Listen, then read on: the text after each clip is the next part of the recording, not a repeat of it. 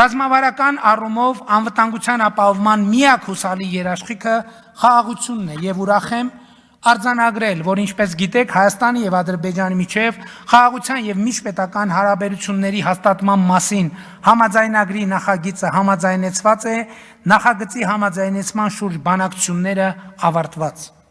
Սա նշանակում է, որ մենք մտել ենք համաձայնագրի ստորագրման շուրջ քննարկումների փուլ եւ հայտարարել եմ, որ պատրաստ եմ Հայաստանի ժողովրդի անունից իմ ստորագրությունը դնել համաձայնագրի տակ։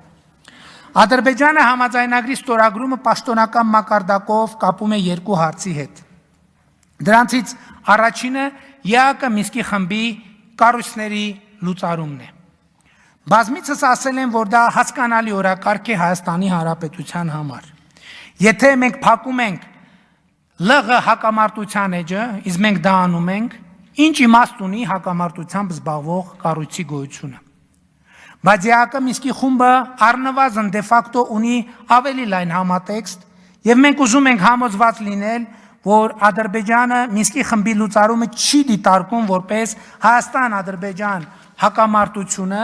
Ադրբեջանի տարածքում փակելուն եւ Հայաստանի Հանրապետության ինքնիշխան տարածք տեղափոխելուն ուղղված քայլ։ Փարատելու համար այս մտահոգությունը մենք Ադրբեջանին առաջարկում ենք խաղաղության համաձայնագիրը եւ Մինսկի խմբի կառույցները լուծարելու մասին ԵԱԿ-ին ուղղված համատեղ դիմումը ստորագրել միաժամանակ։ Այսինքն սեղանին դնել խաղաղության համաձայնագիրը եւ ԵԱԿ Մինսկի խմբի կառույցները լուծարելու մասին համատեղ դիմումը եւ նույն տեղում, նույն պահին ստորագրել թե առաջինը եւ թե երկրորդը։ Սա ընդ որում պաշտոնական առաջարկություն է։